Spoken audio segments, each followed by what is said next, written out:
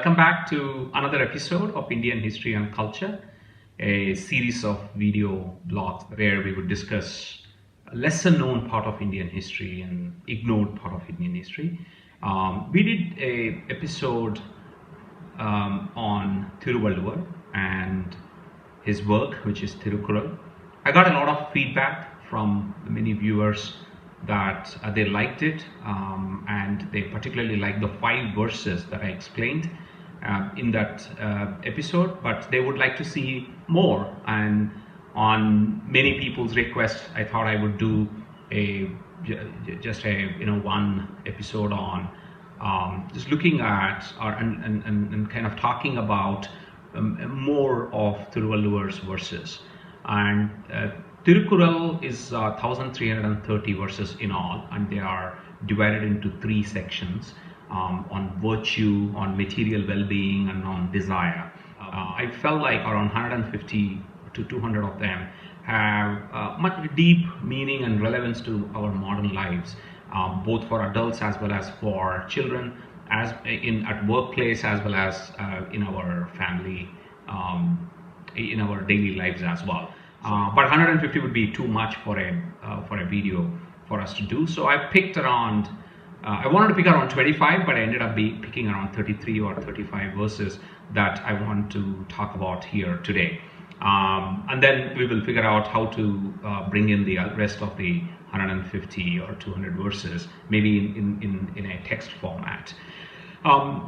While Tirukkural itself is categorized very well across these 3 sections, and within these sections there are chapters. Each chapter has 10 verses.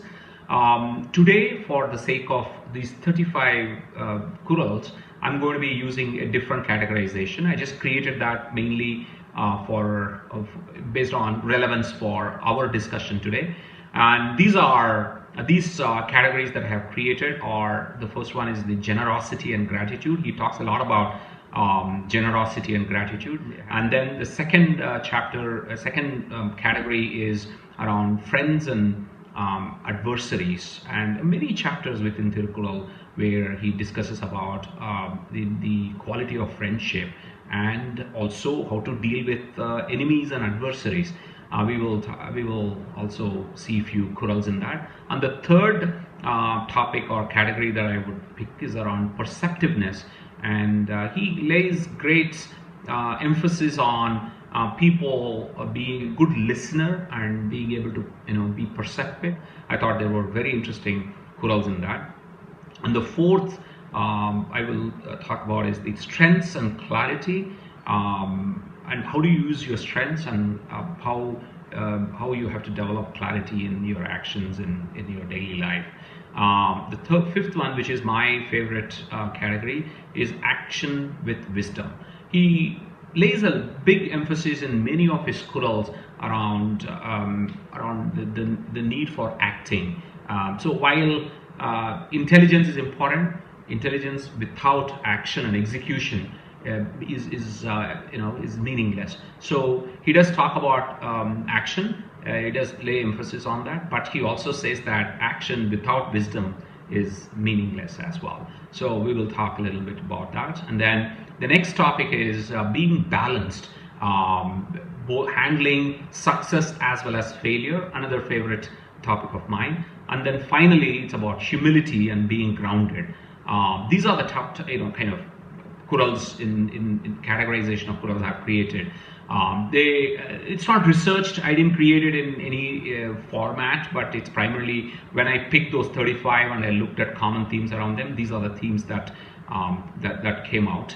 One of the interesting things before we get into discussing these Kurals is that his entire work is non-sectarian. It has no religious symbols or no religious bearings with respect to any of these Kurals, and hence because of that there has been a universal acceptance of Kural, universal love for Kural. So if you were to actually look at Kural translations online, you will see maybe 50% of them were actually done by reverends, and another 50% done by people of different religions. So the other interesting thing is that in the Tirukkural does not promote any religion per se, neither does it promote religious beliefs. It is most of the Kurals are, in fact, actually, I couldn't find is beyond the very first Kural where it begins. It says, the root of everything is God. Literally, it just says God. It doesn't name a particular God of a particular sect or a religion. Beyond that, I have not seen many references to God. It's primarily references to nature, references to human behavior, how should we conduct in our society. Like, for example, if you saw the categories that I am picking, like, none of them have any particular leaning to any faith. It is universal, right? So friendship, perceptiveness, wisdom, strengths, clarity, being being balanced in the face of failure. So with that, let's move forward with talking about it. So the format I'm going to use is that I've got my friend who is a fantastic Tamil speaker. So I've got him to create sound bites of each of the Kural, and we will start with the sound bite of the Kural, and then I'll walk you through the meaning of it. So with that, let's move forward. The first category is the generosity and gratitude. Let's listen to the first Kural in this. தினைத்துணை நன்றி செய்யினும் பனைத்துணையாக் கொள்வர் பயன் தெரிவார்.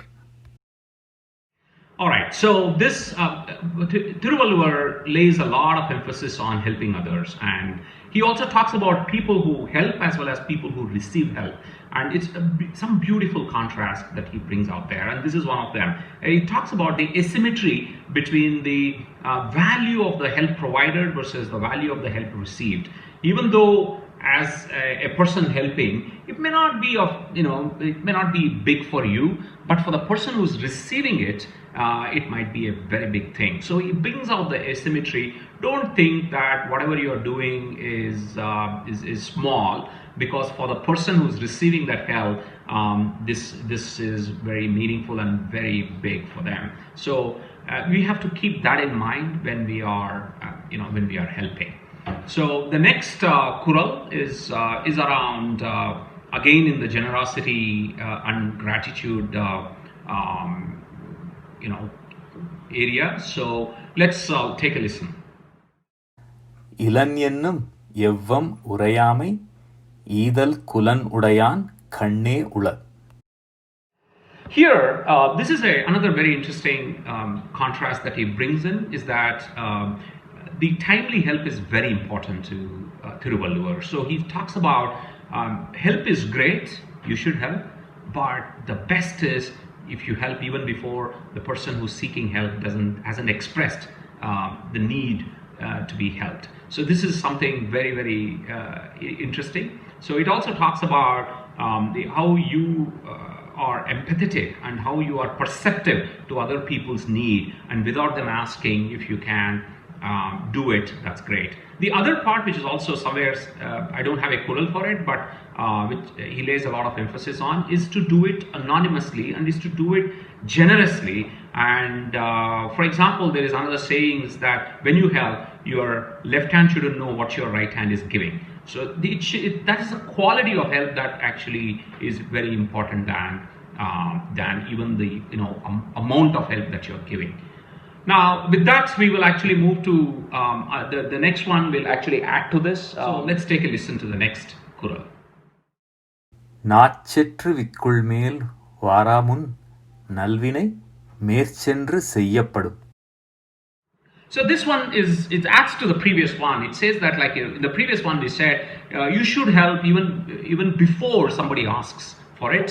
And here he says, when you think of helping, do it immediately, because you may get second thoughts, you may get distracted, and you may forget it. So he uses a beautiful example here. Says, before your tongue fails or your hiccups arrive, right? So before even you get like some kind of a hiccup in actually doing the good deed, do it, right? So, and this also goes to it. I have felt it many a times. I kind of felt like doing something, then I kind of something else comes in, and then this always goes down to the bottom of the stack with respect to the priority. So I don't end up doing it, right? So that's why he says the urgency to act should be there when the thought arises to help somebody.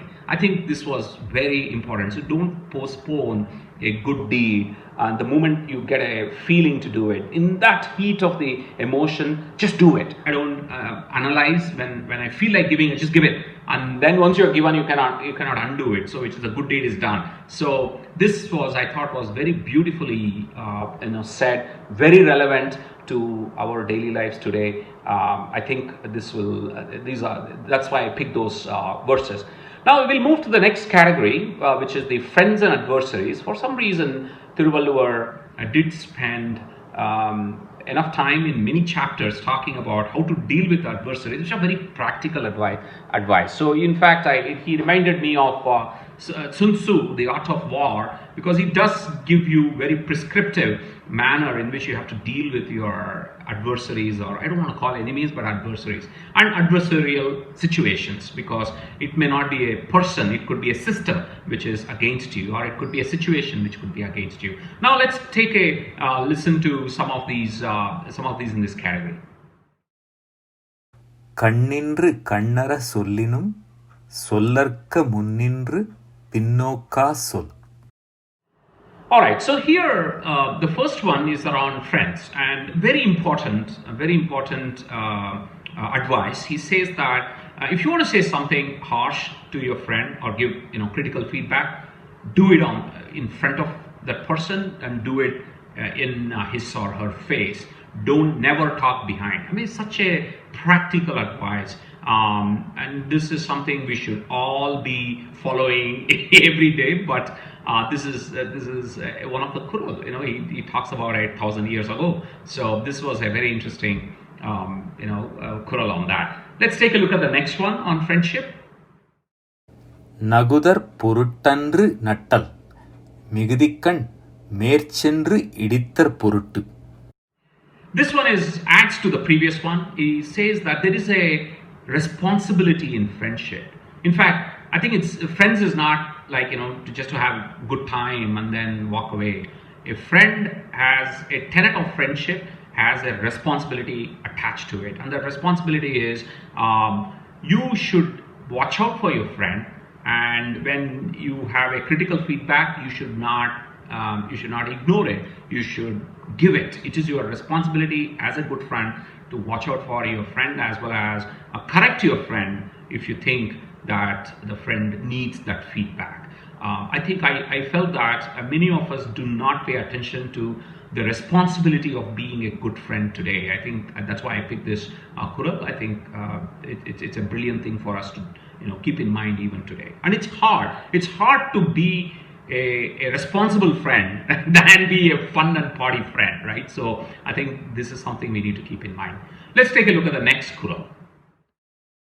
கணை கொடிது யாழ்கோடு செவிதாங்கன்ன வினைபடு பாலால் கொளல். In this Kural, it's not so much about the friendship, but the quality of a person. It talks about a man. We should never look at people with because of their looks, and you should look at them because of their deeds, how good they are, the quality that they bring in. And he uses a very interesting example here. He says analogy. He says arrows look straight and they look very nice and uniform and all that stuff, but they kill. Versus a lute is very curved. They don't look straight at all, but they delight. So what a person is inside is what matters, and how the person appears is not something that you should only depend on. Let's take a look at the next Kural. வினை பகை என்றிரண்டின் எச்சம் நினையுங்கால் தீயச்சம் போலத் தெரும். This is an interesting Kural here. Is that like he, in many cases, in fact, if you see one of the Kurals that we discussed in the previous episode, he says, remember a good deed done to you and immediately forget a bad deed done to you. It's not worth hanging on to it.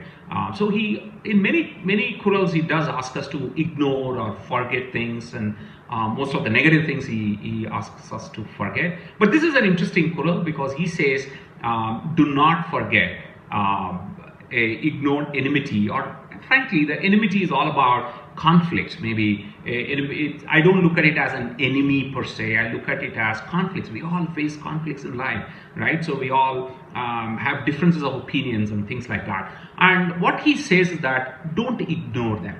Get a closure, talk it out, and go face it and confront it and close it as quickly as possible, as early as possible. Because if you let it fester, it will just lead to a lot of chaos later on. And he uses an analogy of a partially extinguished fire, which is primarily like a burning ember. And even though burning ember may not look like that dangerous, but they are the ones that provide spark for a forest fire. You don't want that to kind of become a forest fire. So it's more about not about just enemy per se, any situation that you have to face and conflict, and you have to get a closure on it and confront it head on.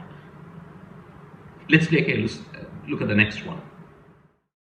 பேராண்மை என்பதற்கண் ஒன்றுற்றக்கால் ஊராண்மை மற்றதன் எஃகு.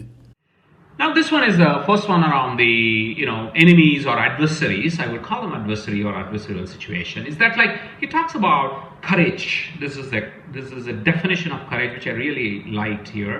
Is that he says courage is not about just facing your fears, facing battles and fighting your battles. That's courageous. That's great. But even greater is the one to lend your hand and help fallen enemies. And so he gives you a really good way of thinking about you have to fight. There's just no walking away from it. But you gotta have some virtue in how you treat your enemy, because or the adversary or adversarial situation, and you should turn it on. Don't take it personal. I think this is very important. In today's world, I see us making everything so personal, and you are good, you are bad, you are an enemy, that kind of a thing. The situation creates that. You have to fight, you have to stand up for yourself, but don't take it personal against the person, and you should help a fallen enemy. Let's take a look at the next one. தன் துணை இன்றால் பகையிரண்டால் தான் ஒருவன் இன்துணையா கொள்க அவற்றின் ஒன்று. This one is interestingly felt like Sun Tzu. It's more like a strategy here, and it's primarily, he says, like, if you're helpless. I mean, first of all, he talks about if you are helpless and maybe you lack strength or you lack leverage, and you have two enemies, then you should turn one of them into an ally. So he gives you a way to build leverage for yourself, or build a position of strength for yourself. It's pure strategy. So I was fascinated to see such a prescriptive, a strategy related kural in this verse, because one of the interesting thing is most of the kurals are kind of you kind of think that they are teaching you more religious stuff, but this one has nothing to do with that. And in fact, any of the kurals that we talked about earlier, as well as the ones we are going to be hearing, don't have any religious bearing here at all. But I thought this was a very interesting and very intelligent tactic that he's asking us to follow. Let's take a listen to the next one. நோவர்க்க நொந்தது அறியார்க்கு மேவர்க்க மென்மை பகைவர் அகத்து. Again, this one I felt was very interesting. It brings in many aspects. I love that actually it's got many things going here. It has a reference to friendships. It has a reference to adversaries, and it has a reference to a strategy as well. Like what he talks about is that you should never tell your weakness, or you should never tell your problems to friends who don't care, and you should never tell your problems to your enemies as well, because they will use it against you. And you should not tell your problems to friends who don't care, because it's not useful anyway. So it's a very interesting way to look at your weakness and how you can address it. One of the things that also I took away from here is that he knows that information is leverage and information is power. By disclosing things that are frankly not useful for others to know, but you got more to lose by even disclosing it. You are protecting yourself by not disclosing them. So that's a very interesting way of looking at it, and pure strategy here. Let's take a look at the next one. பேதை பெருங்கிழியி நட்பின் அறிவுடையார் ஏதின்மை கோடி உறும். This is interesting because he contrasts a good friend versus a bad friend by using an example of an adversary, and he says that and then he also talks about wisdom here. I mean, he brings in many things here. So he says, you would rather deal with a wise enemy than to have friendship with fools. So he brings in the aspect of a foolish friend, or friends who don't care, or friends who are not really wise, are actually worse than having an enemy who's actually a lot more wise. So this is another interesting way. I have felt that in my experience, where I've dealt with many people who were put in an adversarial situation than mine on the opposite side of the table, and they really pushed me to the wall in either negotiations or any terms that we are discussing, and I learned to enjoy those discussions, even though it was very painful for me, because I'm dealing with really tough negotiators on the other side. And the reason I learned to enjoy that is because they taught me a lot. They taught me how you can negotiate better than I was doing at the time. So I learned a lot more from such people who are on the opposite side of the table than, frankly, the people who are sitting next to me. So this is a very interesting Kural and advice. Let's take a look at the next one. அறிவிலார் தாந்தம்மை பீழிக்கும் பீழை செருவார்க்கும் செய்தல் அரிது. This one it just adds to the previous one. They are very close to each other. He says even enemies don't cause you as much of misery than what you can cause yourself if you are a fool. So I have caused a lot of pain to myself because of my own foolish actions. So but he talks about it is that the biggest enemy, frankly, you have in the room could be you. And you need to watch out for it. Don't act against your own interest. I've done it many times. I've let my emotions run haywire and put myself in really sticky situations. And I wish I had a wise enemy sitting on the other side to prevent me from doing it. But I think we all need to introspect and understand that we could cause harm to ourselves and watch out for it. Let's take a look at the next one. கொடுத்தும் கொளல் வேண்டும் மன்ற அடுத்திருந்து மானாத செய்வான் பகை. This one is primarily adds to some of the previous ones. He kind of contrast between enemies and friends here, and he says you should actually even pay an enemy for a good enemy than a friend who pretends to be friends. So he's not talking about fools as friends. He's actually talking about friends who are not friends but who you think are friends. So a lot of us actually face this. We've gone through it, where there are friends who don't really watch out for you. They don't care much about you, and which is fine. It's not their fault. It is your fault because it is you. I mean, it is. I am the one who probably thought that they are friends. So I need to be a little more careful here, right? So that's something that he brings up here. So now we will move to the next category, which is perceptiveness. I enjoyed looking at it. It's very insightful Kurals. 3 or 4 of them. We will now look at the first one in the கேட்பினும் கேளாத் தகையவே கேள்வியால் தோற்கப்படாத செவி. This is an interesting one, and he has many Kurals in that. In fact, he has many chapters around being perceptive, and it's across chapters as well. I've picked up this across a common thing between that. And the first one is it is beautiful. There is a difference between hearing and listening. He brings that up. 1,000 years ago, he brought this up, right? So he says you are deaf even though you can hear if you don't listen to the intent. And that's the beauty of this particular Kural. Very well said. We don't pay attention, we don't listen today, we only hear, and we lose out because of that. Let's take a look at the next one.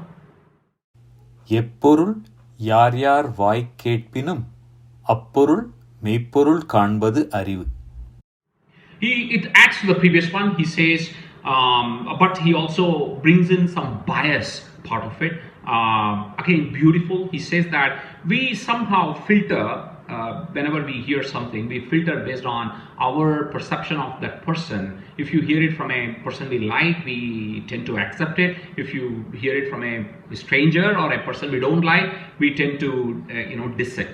So he says it's wisdom. The wisdom, true wisdom, really lies in picking the truth and perceiving the truth, no matter who uttered it. It should not be colored because of the person who's uttering it. I think it's a beautiful verse said that way. We don't apply it. I see a lot of judgment that we carry based on our whether we like that person or we don't like that person, whereas it shouldn't really matter. It's the content that matters. So let's take a look at the next one. குறிப்பிற் குறிப்பு உணர்வாரை உறுப்பினுள் யாது கொடுத்தும் கொளல். This is interesting because he talks about, there is one chapter which talks about how do you build your spy network. I mean, it's interesting that he has a chapter on that, and this verse came from that chapter. He says a good king will actually pay a premium to secure the services of those who can read the mind of others, and that's beautiful. That says we need to. And more, the world is becoming very noisy. We are all living in information overload, and people are biased, and we go into this our own bias tunnels, and we keep hearing echo chambers and all of that. This skill of being able to really sort out the fact from beliefs and biases is becoming very, very hard, and that's exactly what he talks about here. You need to have a friend network. I mean, well, we are not going to deal with spies here. We are not kings. But the takeaway for me from this Kural is that reading the other people's mind, in my opinion, that's primarily to do with empathy, listening, good listening, and that's what we need to cultivate here. Let's take a look at the next one. குறிப்பின் குறிப்பு உணராவாயின் உறுப்பினுள் என்ன பயத்தவோ கண். This is a simple one. I think it just adds to the previous things that we talked about. It says if we cannot read minds from the signs, what use is eyes? What's use is seeing, right? So the beauty of seeing is that you just it can pick up a lot more signals, right? Like the body language and the context around which the person is doing it, the facial expression, all of that, and they are all actually speaking to you.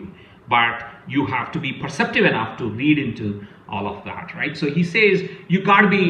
He really talks, puts the quality of being able to perceive things from different signals very important. I think that's the takeaway here. Let's take a look at the next one. ஒளியார் முன் ஒள்ளிர் ஆதல் வெளியார் முன் வான்சுதை வண்ணம் கொளல். This is another part where it's the other way around. Like, for example, how do you project yourself, right? So he says, bring out your intelligence in front of other equal intelligent people who can probably understand and perceive what you're saying. And whereas if you are in front of an ignorant, there's no need for you to show off your intelligence. You should actually be like a white mortar, which is like kind of a whitewashed wall, right? Because the scenario, there's no point in doing that. This actually reminds me of a long time ago. I used to work for a company, and one of my managers, he was really intelligent person, but for some reason he probably was very insecure. In front of everybody he would show off how intelligent he is. So he would the moment somebody comes in front of him, he would challenge them on some general knowledge questions, knowing very well that he will win. So it used to put everybody at unease, and then everybody started avoiding this person. And when I read this Kural, that incident came to my mind. I think it is better, and it is also respectful to deal with different people differently. I think he is trying to tell us to be sensitive about who are you dealing with, and then you have to approach them that way. This brings us to the perceptiveness, end of the perceptiveness category. Now we will talk about strengths and clarity. There are 4 or 5 verses there, very good verses. So we will take a listen to the first one there. உடைத்தம் வலி அறியார் ஊக்கத்தின் ஊக்கி இடைக்கண் முறிந்தார் பலர். This is a very interesting thing. Now we are going into like more like a MBA kind of advice here, but it's a very useful advice. He says, starting with just sheer enthusiasm, without having clarity of what you can do, what your strengths are, and can you sustain it, it will not lead you anywhere. So he says enthusiasm is important, but clarity and knowledge of your strengths and why are you doing it is even more important.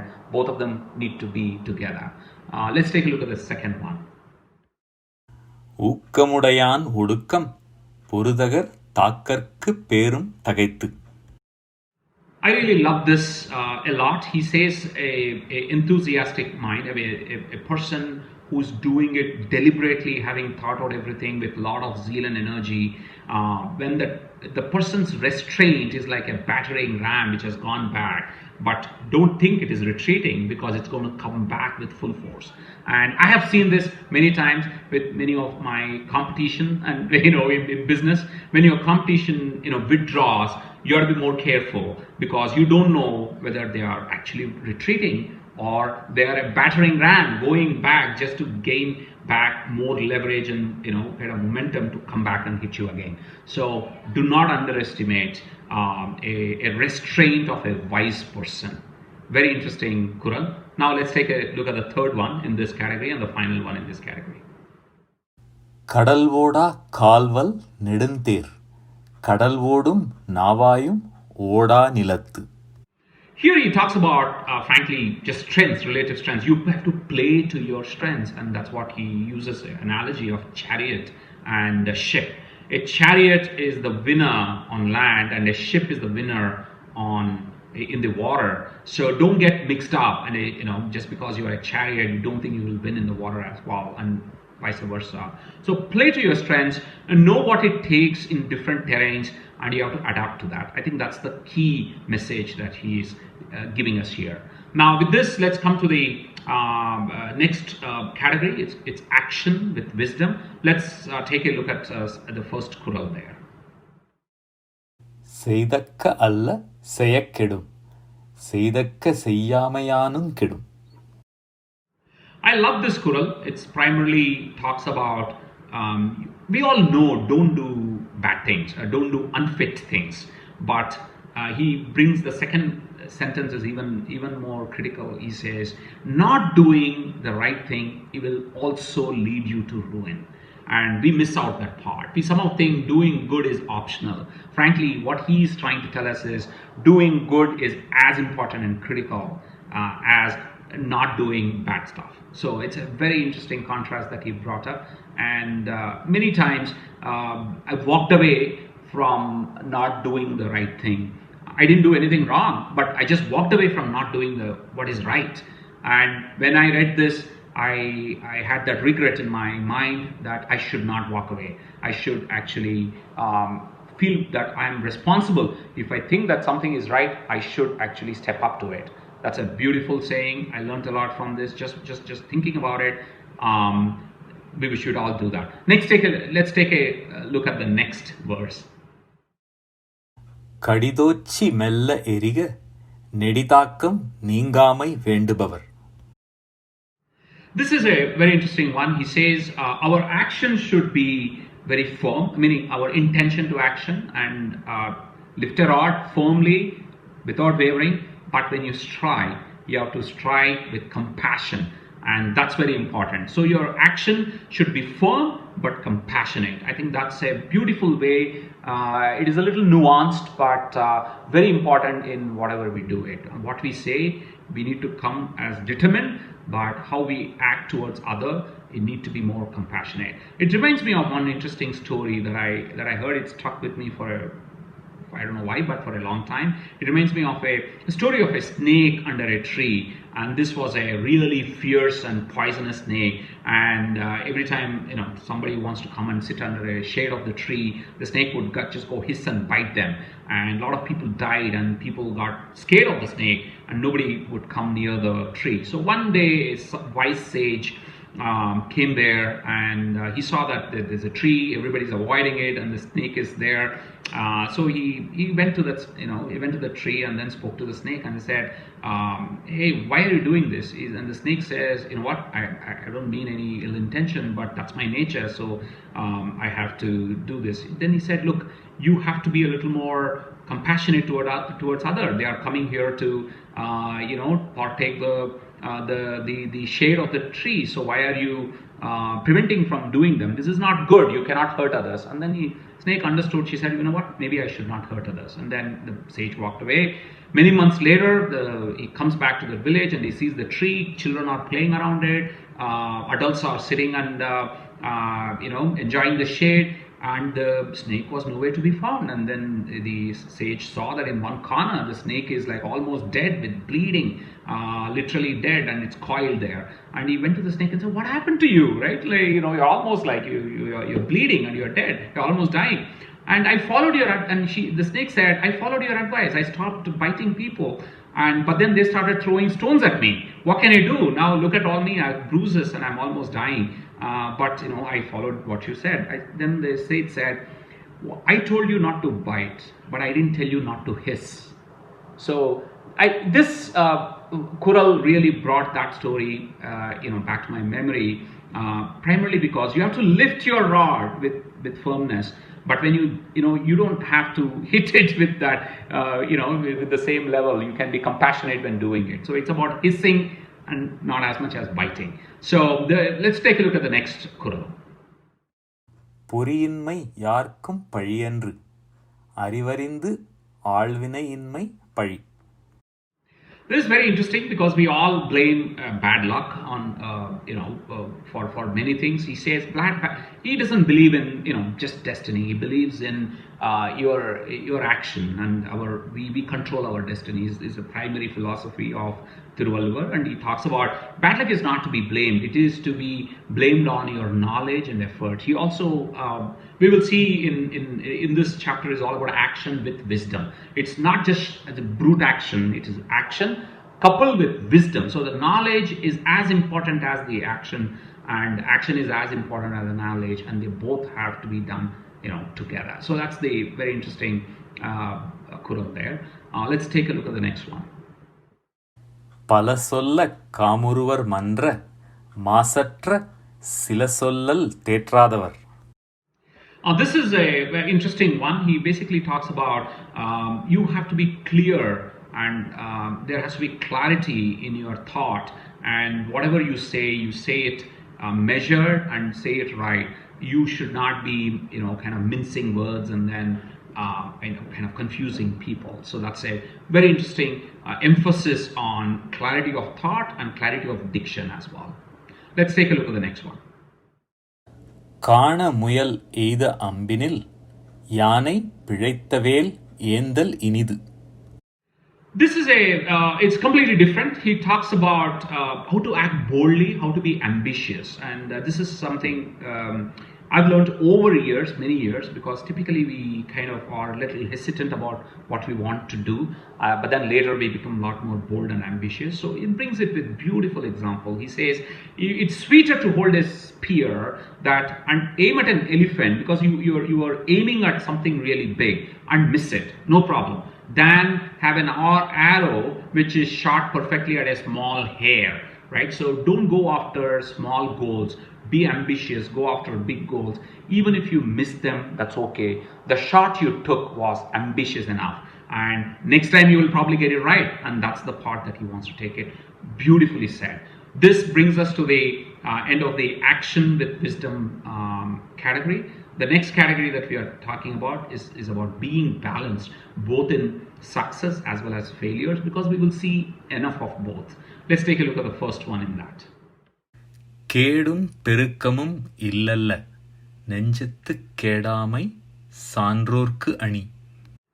He talks about losing and winning as part of life. So he says it's natural, and that's very important for us to realize. And that's how we should look at it. We should not be excessively happy when we win, and we should not be excessively, dejected when we lose.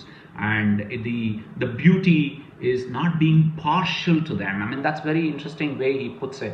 You don't show partiality, accept both. And you may, obviously you're not going to be you're not going to be, kind of feeling good about not winning, but accepting them is more important as an important quality for all of us to build and cultivate. Let's take a look at the next one.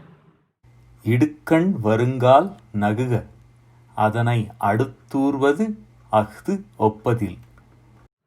So this again he reinforces the previous one. He says, you laugh at your adversity, laugh at it, and nothing is as good as laughing at your adversity to make it go away. And it's interesting because adversity is not actually adversity, or losing is not actually losing. It is the label that you have given to the outcome of an effort. And same way, success is not success. Success is nothing but the label that you are giving to the outcome of a particular event. That the label was done by you.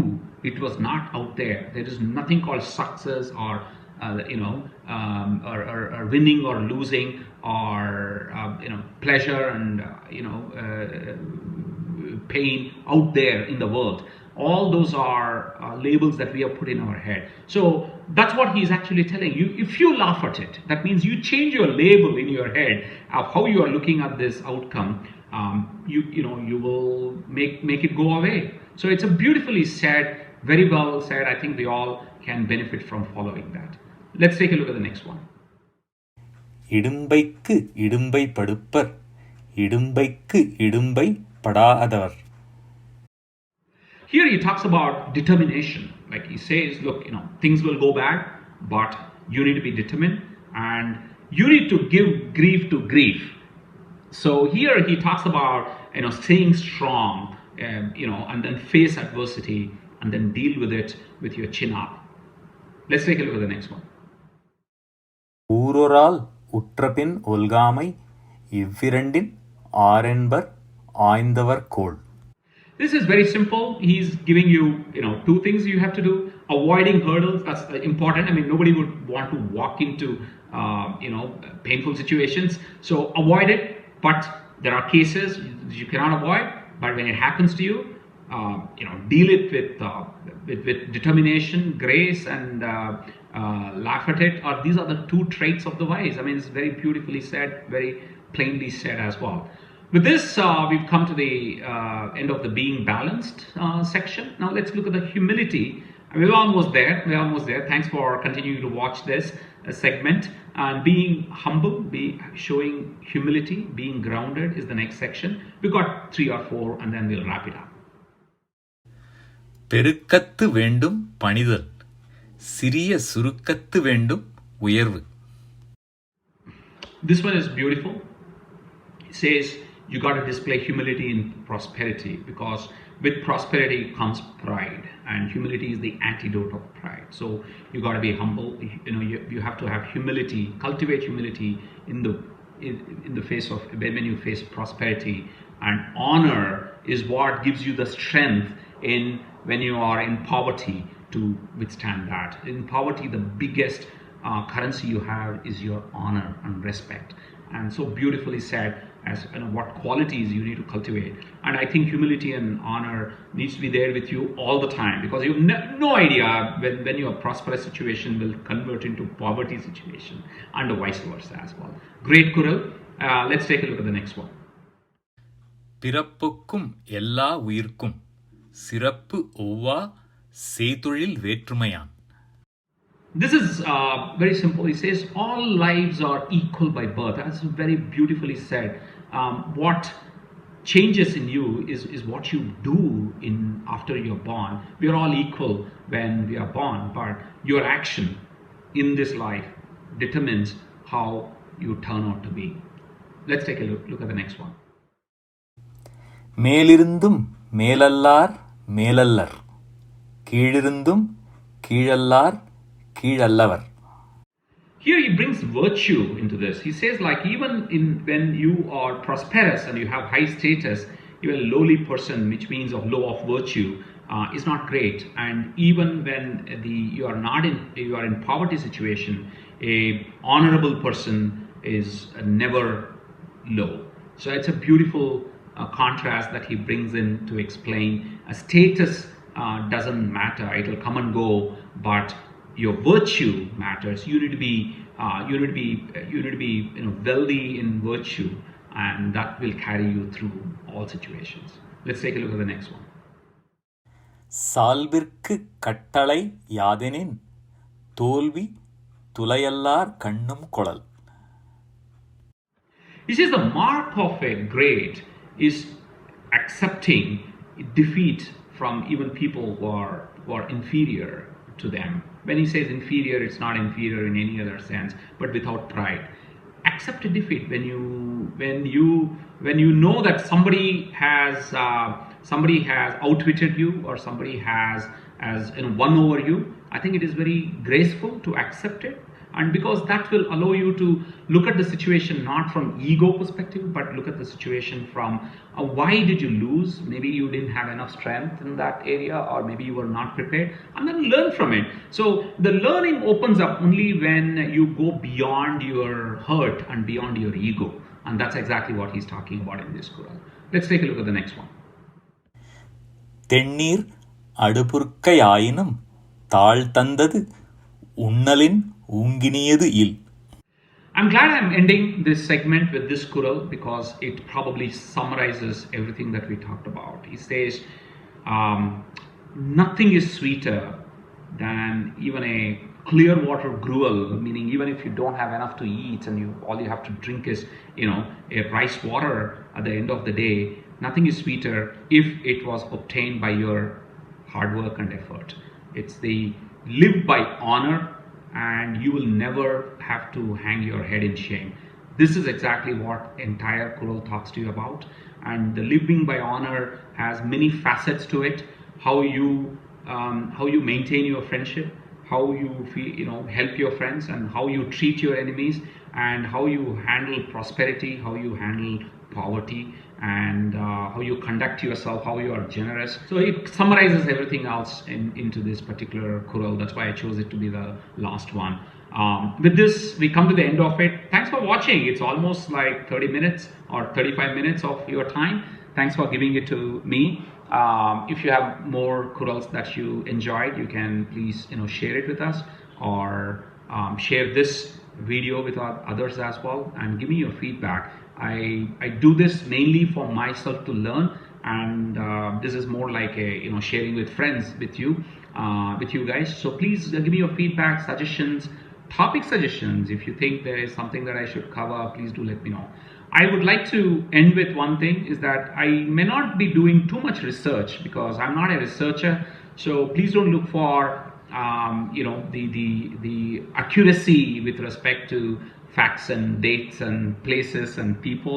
I'm more of a curator, and sometimes I try to avoid going into a situation where I'm making a statement which I may not be able to back it. But I'm not going to be talking about dates and places and people with a lot of accuracy. I may make mistakes, so please pardon me on that. My effort here is to make sense of it. So I am more of a curator than a researcher. So with that, I want to end this segment, and thank you very much for joining me. Please subscribe, like, and share. Thank you.